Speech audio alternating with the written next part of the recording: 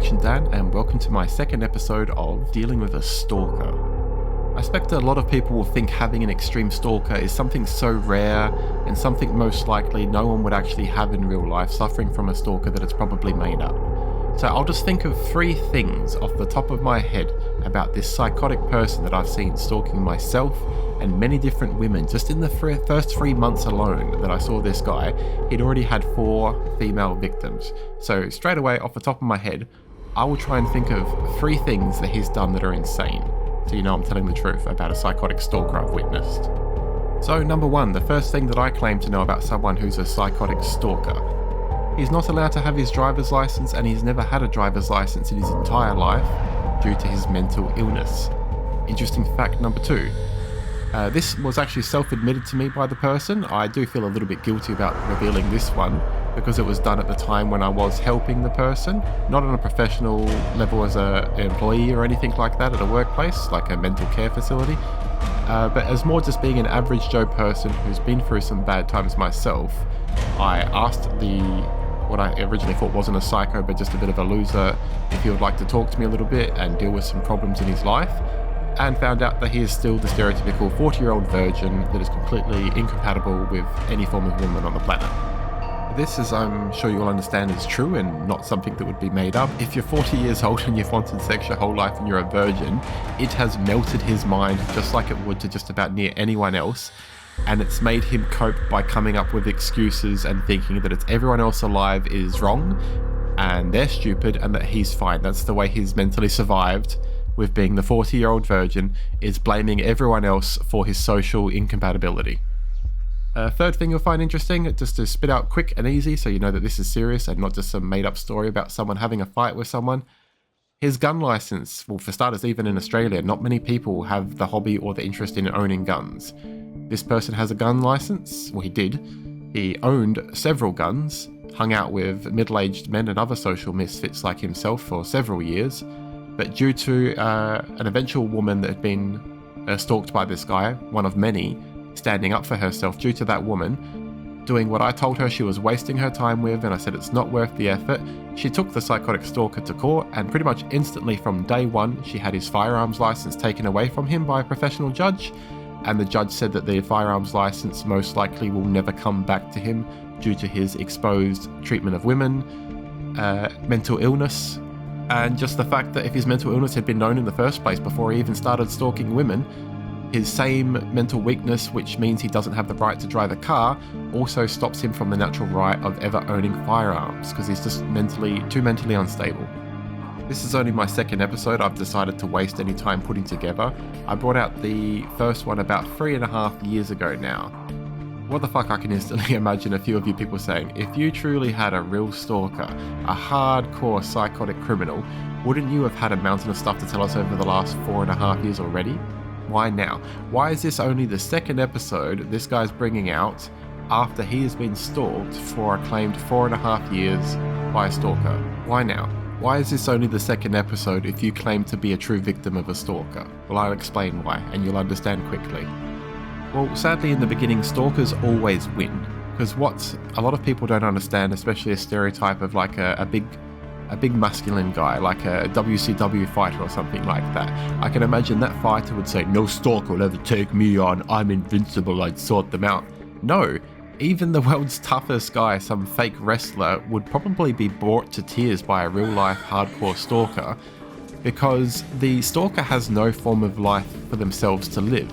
So they spend more time focusing on the example wrestler's life and how to destroy it than what the stalker spends on living their own life. The wrestler thinks the stalker's going to give me a hard time, embarrass me in public, and then after that I'll go around and kick his ass. It doesn't work like that. It doesn't matter if you're big and strong, I'm big and strong, and the stalker's a little skinny little coward, but I couldn't take care of the stalker using fear. With myself, I tried using fear to get rid of the stalker. It made him run away from where I was personally standing a number of times, but it only devoted more effort into the stalker of spending his entire life thinking about me more than I would even think about myself. So that is one of the biggest things to understand and reasons you'll know this is true. Stalkers spend more time thinking about their victims than the victims even spend thinking about themselves, and that is why originally it is impossible to beat a stalker mentally. The true victim of a stalker never has the time to tell you and share their story until they've taken care of the stalker first. These things that they need to take care of take a minimum imaginable time of something like 6 months to even 6 or 20 years of their life. I'll give you a few off the top of my head. So for starters, number one, before a poor victim of a stalker will tell people about their stalker, the stereotypical woman with a stalker has to no longer care about all the public embarrassment that the stalker has caused. One of the biggest stereotypical things a stalker does to a poor suffering woman that they've most likely dated is taking nude pictures of them and posting that online. That is the original reason why that stereotypical woman won't try and seek help for the stalker or deal with it mentally, because it's too embarrassing just to take part in it. So the stereotypical woman will ignore the stalker and just wait until they go away, but they don't. Next one. Once the person suffering has gotten past the time of all their damage mentally getting any worse and being strong again and no longer commonly thinking about things like self-harm, that is when step 2, when the person can start sorting out the stalker, once they get past the thoughts of possible suicide and public embarrassment. Third, they need to know that the limit has been reached, nothing more could be done worse or harder to live with by the stalker. Once the stalker has greatly caused pain and damage to someone's life, if the person is still standing, they know from then onwards that they're only going to go down the hill of pain, and it's only going to get easier and easier and more experienced feeling to tolerate and handle. The person becomes stronger, more confident, more powerful at being able to forget about oneself, embarrassment and exposure, everything personal. They then use that as evidence to take down the long-term criminal. I know straight away some people will find this YouTube video suspicious and think things like, if there really was a hardcore stalker, wouldn't they stand out?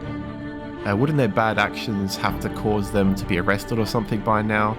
If they were truly doing anything big enough to be considered a real stalker, wouldn't they have been caught just from standing out and maybe put in jail by now?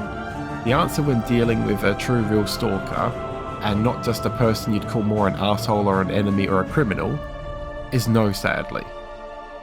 A person that is a true stalker is a person that spends far more time thinking about your own life than what they do thinking about their own.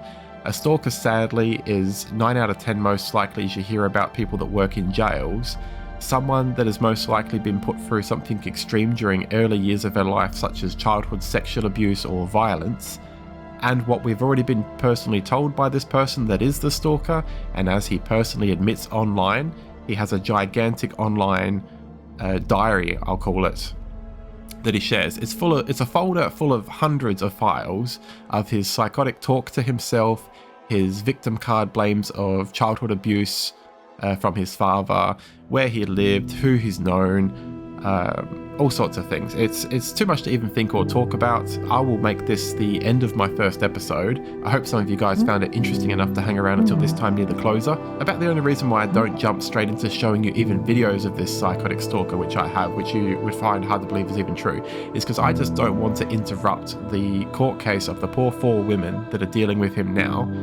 And I just want to make sure they've got their 100% best chance at dealing with him and getting him put away in jail or something. Once the court case with the 4 women complaining about the stalker is over, then I will go into the stalker's very own online folder that he made up himself, not me. I didn't waste my time with a loser life, nothing to live for, nothing to do. I lived my own life, but after 4.5 years of this guy not disappearing, I finally one day clicked on his folder of psychotic stuff that he wanted to try and scare me with and make me think is all about myself, and fake false facts to try and damage my life to share with the rest of the public. That's what I originally thought this folder was about. But I was incredibly happy and surprised when I clicked on the folder finally and decided not to hide it from myself anymore. I flicked through the pages of this online folder and I'm like, hang on, about 2 out of 3 of the things, there's a lot about me in the folder, but about 2 out of 3 things in this folder is just this nutcase talking to himself, going insane and blaming people about the way he had a bad father and how he lived in some remote area in Tasmania, and how every single place he's ever worked and he's lost his job, it was always someone else's fault and he was always a victim that was harassed rather than just a psychotic social misfit. So there's a gigantic folder online. He created this entire folder himself, nothing to do with me. He has everything you could imagine in it. Pictures, psychotic, made-up, fictional, fake life diaries, videos of him getting someone put their foot up his ass in a car park, endless files of him going to police stations claiming that he's a victim to many different people, all sorts of things. But that's it for now. The Psycho Stalker is not worth more than 10 minutes of my time. I'll try and bring out an episode once every week or two, and I'll keep you up to date on what's going on the court case with the 4 women taking this guy to court. We'll see if he gets locked up or not. I told the brave woman that is dealing with him in court at the moment, spending thousands upon thousands of dollars of her personal money. One of the reasons why I told her she's nuts. I wouldn't do that. He's not worth it, I said. I did tell her, unfortunately, I think that even if the guy is found guilty, he just has nothing to lose. He has no form of life. He suffers from extreme anxiety and depression. He isn't going to go anywhere. If you win the court case and he's not allowed to do a lot of things, and just the one thing alone, he doesn't get his gun license back, this guy is just going to be nuts, and you're going to be the #1 new enemy in his life if you weren't already. And he's just going to spend the rest of his life focusing on you, trying to make you feel pain, and trying to blame you why he doesn't have his gun license, and trying to get it back. So I wish the best of luck to the woman that's done this so far to him, sorting him out. But as I've already told her, sadly, I'm predicting that even if he is found guilty of all the charges she's pressed against him in court, and she wins the trial, and she's wasted all her money doing it with a lawyer, I honestly have told her I believe it will accomplish next to nothing. It will just give him more motivation to go further than he ever has before. He'll just believe he has nothing left to lose. He'll believe he's the bigger victim more now than ever. He'll just say the whole world is against me and it's everyone's fault except my own. And you'll just continue to receive the harassment, and you'll continue, I told her, have to spend more and more time and money with a lawyer and a courtroom until you one day get him put in jail, and then you'll still get harassed by him. You'll still get harassed by him. The only difference is it will be less often because it's harder for him, and he'll just harass you by a friend of a friend of a friend giving you a letter in the mail or something. Okay, so I have to cut this one short. I already rambled a little bit too much, I know that. But when you have someone that devotes the entire minimum already 4.5 years of stalking someone and several other people, there's just more than 100 psychotic stories you can tell about this person and their actions, what they've done. So just before you go, I'll give you some clickbait for the next episode, and I promise you this is true, it's not false, and you will find it hard to believe, but it's true. The woman that's in court at the moment, with the restraining order against psychotic stalker, we'll call him Mr. SS, like, SS Gestapo Nazi dude, we'll call him Mr. SS from now on. Get this, Mr. SS is so nuts in court, he ended up harassing the woman's lawyer so much that the lawyer himself had to get a restraining order against Mr. SS. I'm not joking, I know you'll find that hard to believe, or you'll think you misheard me. You didn't.